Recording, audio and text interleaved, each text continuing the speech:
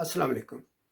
Parents की ख्वाहिश होती है कि उनकी औलाद कामयाब इंसान बने, चाहे वो बिजनेस का शोबा हो या जॉब का शोबा हो, तो उसकी लाइफ अच्छी गुजरे। उसके लिए वो अपनी तमाम जमा पूंजी, एनर्जी और इसके अलावा जो भी वसाइल हैं वो बरूए कार लाते हैं, और वो चाहते हैं कि वो एक ऐसी तालीम हासिल करें कि उनका फ्यूचर अच्छा बन जाए। आम तौर पे देखा गया है कि एक भेड़ चाल होती है जिसके बारे में आप सुनते हैं, कोई आपको बताता है कि उस यूनिवर्सिटी में एडमिशन ले लो, इसमें ले लो, ये प्राइवेट है, ये गवर्नमेंट की है, फलां कोर्स आ गया, फलां कोर्स आ गया। तो मैं आपको चंद इम्पोर्टेंट बातें बताना चाहता हूँ कि बिफोर एडमिशन किसी भी यूनिवर्सिटी में, या प्राइवेट यूनिवर्सिटी या गवर्नमेंट, किसी भी यूनिवर्सिटी में जाने से पहले आप चेक करें कि जिस शोबे में आपका बेटा या बेटी जा रहे हैं एडमिशन लेने, क्या उसकी जॉब अपॉर्चुनिटी है। अब होता क्या है कि जिस भी यूनिवर्सिटी में आप चले जाएं या जिस भी कोर्स में एडमिशन ले लें, तो वहाँ का जो टीचर होगा या वहाँ जो कि लोग बैठे होंगे जिनसे आप डील करते हैं, तो वो आपको ऐसे ख्वाब दिखाएंगे, वो कहेंगे कि यही राइट शोबा है, ये आपने जो लाइन अपनाई है ये बड़ी ज़बरदस्त लाइन है, इसमें बहुत जॉब्स का भी गुंजाइश है और बड़े आप बिजनेस भी कर सकते हैं। यानी वो झूठी बातें आपको बता रहे होते हैं, और उसके बदले में जब आप फंस जाते हैं तो उसके बाद आपसे हाई फीस ली जाती है। हालांकि बच्चा हाई मार्क्स भी ले रहा है, उसको टॉप अवार्ड्स भी मिल रहे हैं, लेकिन उसके पास कोई प्रैक्टिकल एक्सपीरियंस नहीं होता।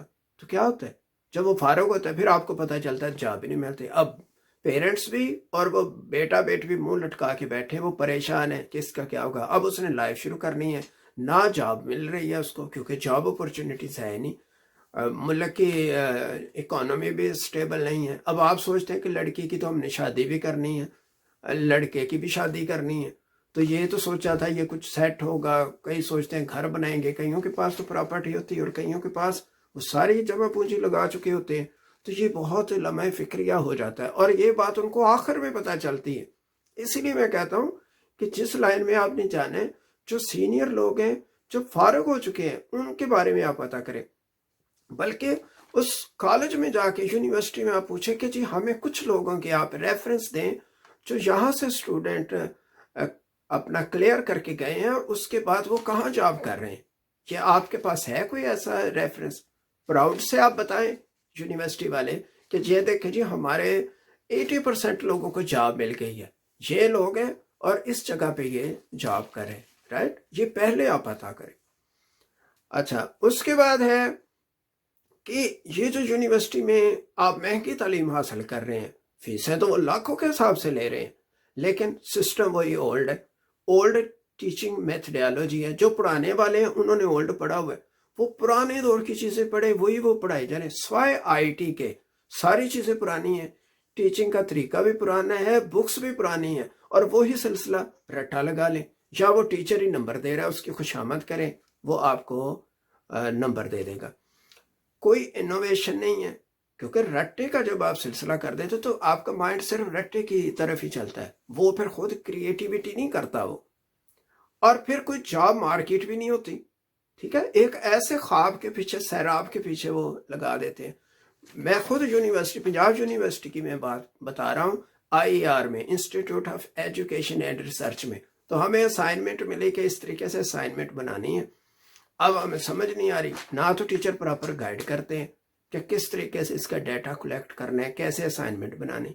अब वो हमें कहते हैं कि आपको अगर समझ नहीं आ रही है तो इधर पुराने जो स्टूडेंट हैं उनकी असाइनमेंट इधर लाइब्रेरी में पड़ी हुई हैं, आप उनको देख लें ताकि आपको आइडिया हो जाए। अब हमने खुद जाके वहाँ से निकलवाई, हमने 5-5 साल करके पिछली असाइनमेंट से निकलवाई, कई निकलवाई, और हैरान कुन बात थी जब उन असाइनमेंट को देखा तो हर्फ ब हर्फ वो सेम थे, यानी पत्ते पे पत्ता। हर नया स्टूडेंट पुरानी असाइनमेंट उठाता, उसको कॉपी करता, अपना नाम लिखता और वो टीचर को दे देता, और टीचर साहब वो चेक ही नहीं कर रहे, वो सिर्फ जो उनको लाइकिंग डिसलाइकिंग तो उस हिसाब से वो मार्क्स दे देते। अगर कोई लड़का या लड़की उनसे बहस करता कि उसके मार्क्स कम है, तो वो कहते अच्छा मैं चेक करूंगा, तो उसको थोड़े से ज़्यादा देते, वरना एवरेज तरीके से वो सबको पास कर देते। तो क्या इनोवेशन है? یعنی حالت یہ ہے کہ گریجویشن کر کے جو یونیورسٹی جاتا ہے، جو ماسٹر کر کے آتا ہے، تو کوئی اس کے علم میں کوئی اضافہ نہیں ہوا تھا، سوائے ادھر ادھر گھومنے پھرنے کے، ٹائم ویسٹ کرنے کے، اور ایک ڈگری لے لیں، اور بعد میں پتہ چلتا ہے جی ڈگری کی تو ویلیو نہیں، وہ کہتے ہیں ایکسپیرینس لے کے۔ اب آپ خود سوچیں، جب آپ اتنی رقم لگاتے ہیں، اتنا ٹائم لگاتے ہیں، تو کیا یہ سب ویسٹ ہو گیا؟ تو والدین کے لیے یہ بڑی پریشانی کا معاملہ ہے۔ تو پھر کیوں نہ رقم جمع کر کے باہر ٹرائی کی جائے، جہاں پہ لیٹسٹ نہ صرف ایجوکیشن ملے گی، جابز بھی اویلیبل ہیں۔ اور جیسے میں اب کینیڈا کی بات کر رہا ہوں کہ فرسٹ ڈے سے آپ کو جاب اویلیبل ہے، آپ آئیں اور آتے ہی آپ جاب شروع کریں۔ گورنمنٹ نے اوپن کر دیا کہ آپ فل ٹائم اسٹڈی بھی کریں اور باقی سارا ٹائم آپ جاب بھی کر سکیں، اپ ٹو یو۔ آپ 8 آور جاب کر سکتے ہیں، 4 آور کر سکتے ہیں، ایوری ڈے جاب کر سکتے ہیں، ویکینڈ پہ جاب کر سکتے ہیں، آپ جو ہالیڈیز آتی ہیں اسٹیٹری ہالیڈیز، اس میں بھی آپ جاب کر سکتے ہیں۔ تو اپورچونٹی ہے اس میں۔ پھر یہ ہے کہ ڈیورنگ اسٹڈی جو ہے آپ کو ریلیونٹ فیلڈ میں جاب کی آفر بھی ہو جاتی ہے کہ ابھی اسٹڈی کمپلیٹ ہی نہیں ہوئی، تو آپ فائدہ اٹھا سکتے ہیں۔ پھر ادھر ٹاپ ڈالر ملتے ہیں، ٹاپ جاب ٹاپ ڈالر، اور یہ ہے کہ آپ ادھر آ کے اپنا گھر بھی خرید سکتے ہیں، آپ نئی گاڑی بھی لے سکتے ہیں۔ وہاں تو یہ حسرتیں ہی رہیں گی ساری عمر میں، پھر گاڑی خرید لیں، ایک بائک خرید لیں، اور پھر سیفٹی بھی نہیں ہے۔ اچھا، اس کے علاوہ یہ ہے کہ اگر آپ ادھر آ کے ایڈمیشن لیتے ہیں تو آپ انجوائے کر سکتے ہیں equal benefit like other citizen. تو اس میں کوئی ڈسکریمنیشن نہیں ہے کہ یہ امیر ہے، یہ غریب ہے، اس کو یہ ملے گا، اس کو یہ نہیں ملے گا، نہیں۔ لائف اوپن ہے، لاز کو آپ فالو کریں تو آپ جو مرضی کریں۔ جسٹس سب کے لیے ایکول ہے، لا سب کے لیے ایکول ہے، فریڈم آف سپیچ ہے ادھر۔ ایسے نہیں کہ جس کو پکڑا اور لتر پریڈ کر دیا، کسی کو پولیس سلام کر رہی ہے اور کسی کو مار رہی ہے۔ اور اسی طرح آفسز میں ایسے نہیں ہے۔ آپ شاید سن کے حیران ہو، ادھر بہت ہی کم چانس ہے کہ کسی آفس کا پتہ ہو کدھر ہے، ہر چیز آن لائن ہے، آن لائن آپ اپلائی کرتے ہیں، آپ کا کام ہو جاتا ہے، یعنی ان پرسن انٹریکشن ہے ہی نہیں ہے۔ تو اس میں نہ وہ رشوت کا چکر ہے، نہ وہ چکر لگوانے کا ہے، تو ایسا کوئی چکر نہیں ہے۔ اس کے علاوہ یہ دیکھیں کہ ادھر میڈیکل فری ہے، اور کوئی مسئلہ نہیں کہ جو میرے کلینک پہ آؤ۔ نمبر 2 چیزوں کا تصور ہی نہیں ہے، کوئی میڈیکل یعنی میڈیسن نمبر 2 کا چکر نہیں ہے۔ فریڈم آف ریلیجن ہے، یعنی ریلیجیس فریڈم ہے۔ آپ کا جو ریلیجن ہے، آپ مسلم ہیں، مساجد ہیں، مسلح ہیں، اسلامک سینٹر ہے، آپ اپنی عبادت کیجیے، کوئی آپ پہ کوئی انگلی نہیں اٹھائے گا۔ کوئی دوسرے مذہب کا ہے تو وہ اپنی عبادت کرے گا۔ اچھا، اس کے علاوہ اگر آپ کسی بینک میں یا کسی آفس میں آپ کو جانا پڑ جاتا ہے، کہیں ایسا کوئی کام ہے تو اسپیشل کیس میں وہ بلا لیتے ہیں، تو وہاں پر ایکول رسپیکٹ ہے، ایسا کوئی چکر نہیں کہ گورا کالا براؤن ہے تو ان کو سب کو ڈیفرنٹ رسپیکٹ ملے گی، ایسا کوئی چکر نہیں ہے۔ اور اس کے علاوہ یہ ہے، میں آپ کو بتاؤں، یہ میں نے چیزیں اس لیے چند ایک آپ کو بتائیں کہ لائف تو ایک دفعہ ملی ہے، تو آپ ادھر جو لاکھوں روپے لگا رہے ہیں تو وہ سیو کر کے آپ پھر باہر کے ٹرائی کریں، تو اس کا فائدہ کیا ہے کہ بچے کی لائف بھی بن جائے گی، اور جب وہ ادھر سرو کرے گا تو اس کے بدلے میں گورنمنٹ اس کو صاف آب و ہوا دیتی ہے اور سیکیور لائف دیتی ہے۔